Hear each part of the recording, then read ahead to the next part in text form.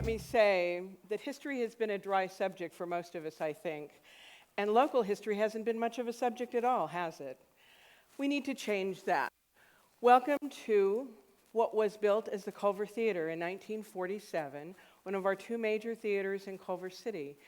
It opened in 1947 with The Red Stallion as the movie. The ushers were in tuxes, and it was a theater where in the 60s, Elvis bought the whole place out so that he could come see Viva Las Vegas that he just completed with Anne Margaret. The theater looks pretty much the same, don't you think? It's now a part of the Center Theater Group, actually. We're very proud of that, as the Kirk Douglas Theater. All roads lead to Culver City. 100 years ago, that's what Harry Culver knew. Isn't that amazing? He called it the home city. He had plans for a city halfway between the Pueblo of Los Angeles and Abbot Kinney's Resort of Venice. This was the perfect spot. He also said all roads lead to Culver City because there were already railroads established here. They already had a lot of the main streets in place. If you're going to talk about history, let's go back and celebrate the original folks who were here, our Native Americans, who were the Tongva people, later called the Gabrielinos because of their proximity to San Gabriel Mission. Next, some of my family and a lot of yours probably were here as they established the ranchos. This is a diseño of Rancho La Bayona, one of the two ranches from which Culver City was carved. Agustin Machado rode a wild ride and garnered 14,000 acres from dawn until dusk, rode basically from Playa del Rey into the center of what is now Culver City by the Culver Studios, off up to Pico today, and on back next to the Sepulveda property in Santa Monica. Culver City was carved also from a rancho to the east, which was called Rincon de los Bueyes. Now, the Machados built their first adobe here. This is the second. Like so many of us, the Machados liked to entertain the idea of being on waterfront property. Adobe and water do not mix well. Or maybe they do. And that's what happened. So they built a little further out next time. Agustin Machado was very well known for his white wine grapes, which I appreciate, by the way. Culver City is the heart of Screenland, and this is the first major studio that was built here. It was first Ince Triangle Studios because Thomas Ince was enticed by Harry Culver, our city founder, to move here to this area. He built this structure, which is still standing, a landmark structure on what is now Sony Pictures. It went from Ince Triangle to Goldwyn, 1924 MGM merger, later Lorimar, and then since January 1st of 1990, under the Sony Pictures Entertainment umbrella. This is a 1929 photograph celebrating our first municipal buses. We have the second oldest municipal bus line in the state. Look down the street. There's the Culver Hotel. Harry Culver opened that as the Hotel Hunt in 1924, and his office was on the second floor. On the left-hand side was the Hull building, which was built by Dr. Foster Hull as the first hospital in Culver City. Fell victim to the Depression and was rescued in the 30s by the Freeman family, who still owns it. You will note it today as a wonderful restaurant named Akasha. Harry Culver is on the right-hand side with the gavel in his hand. That was when he was traveling across the country in his own plane with his own pilot and his little family as the head of the National Real Estate Association. He was very well known for his innovative ideas and being a visionary. That was his office. Politically correct Harry Culver had his wife's picture on the credenza. She was an actress, Lillian Roberts, under contract with Thomas Ince. So, you need to find out about history through people, because it's about people. On the right, Patricia Culver Battle, Harry Culver's daughter. He had passed away in the 1940s, so we didn't have any contact with him, but through his daughter's eyes, we learned a great deal about him. Here she is, so accessible, in my backyard several years ago with my daughter. She wrote a poem for my first book about her father to give us a little bit of an idea of what he was like, personality-wise and otherwise. We even know what he liked to eat for breakfast. So what we've done is we've grabbed some students from the Academy of Visual and Performing Arts in Culver City, which was spawned by Sony Pictures, and we've had them act as the characters in history. Pat Culver on the left was an interviewer who was asking her about her father. Now, it's very nice that you have old historians like me with gray hair, but you know what? I know a lot, but the kids are not going to listen to me half as easily as if you dress some of these youngsters and give them the information. And what happened naturally? The third graders asked them for their autographs. Pretty nice, and they learned something too. The Machado brothers were played by two young women for a number of years, and by the end of a couple of years, they could answer all of the questions that were asked by the students afterwards. The teacher on the right who helped us with this program in Culver City schools was in charge of the program where you had to put in a certain number of hours of volunteer work, and so she allowed the practicing in her classroom, and they received the number of hours that they put into the program.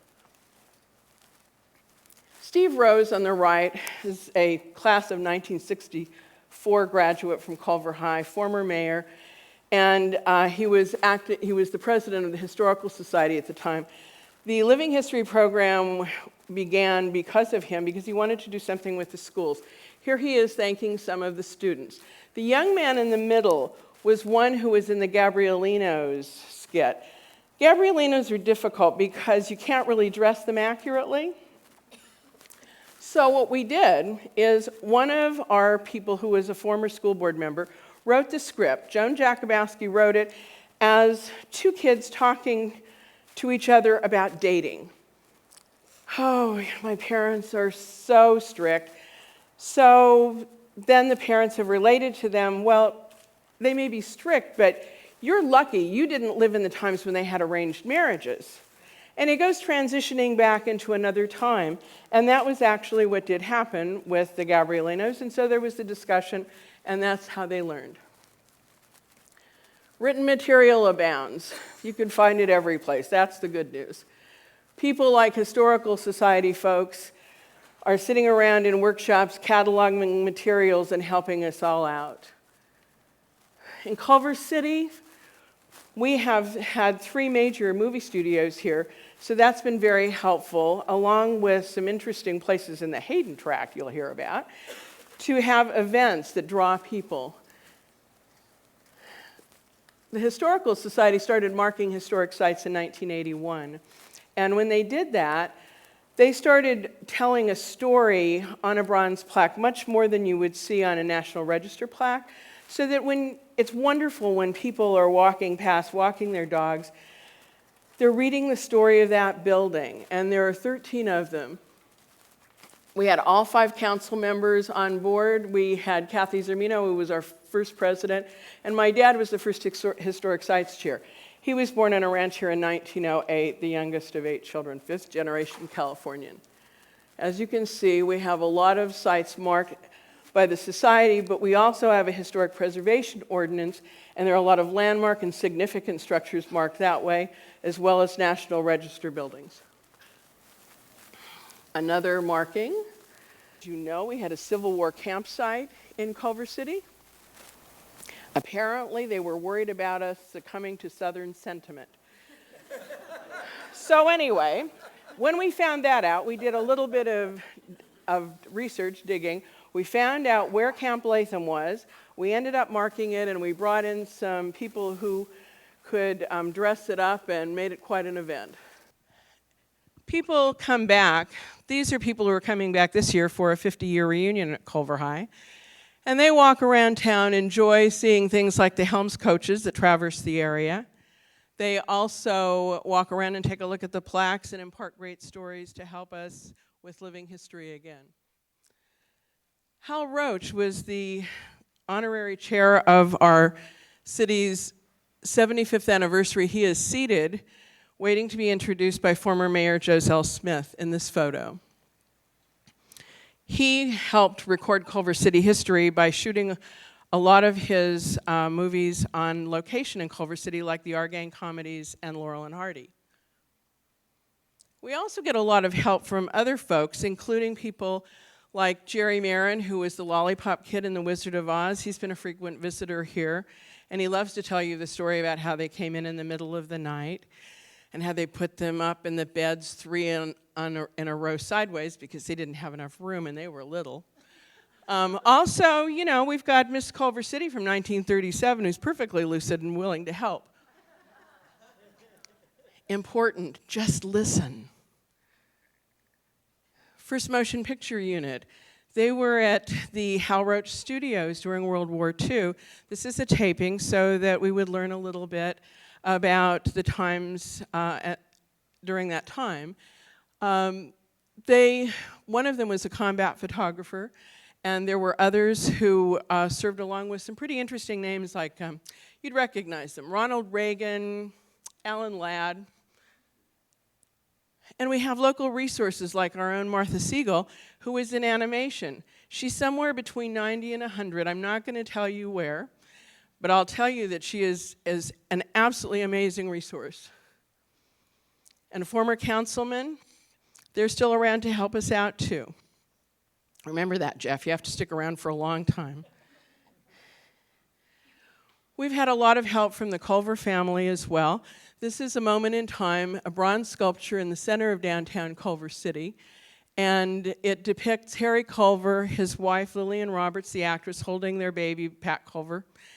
And if you take a look at it, he is reading a newspaper, and we have been able to find Harry Culver's speech from 100 years ago when he announced his plan for Culver City at the California Club. You can hear that again given by one of our councilmen, Jim Clark, who is notably reminiscent of his looks, and he's going to do it at the California Club again. We love hosting kids, students, and we have a lot of things to show them, including over at the Historical Society archives. We've even had visits from Huell Hauser, by the way. That's Gene Kelly's jacket from Take Me Out to the Ball Game. Ideas that deliver. Programs, presentations, marking sites, bus and walking tours, print and other media, the arts, and including living history programs. Living history through painless education, that's what we believe. It sparks interest, it must be accurate and relevant, it can be very interactive, it provides an unusual magnifying glass, and it makes history memorable. I thank you today for letting me share this idea, and I hope you can use it in your hometown.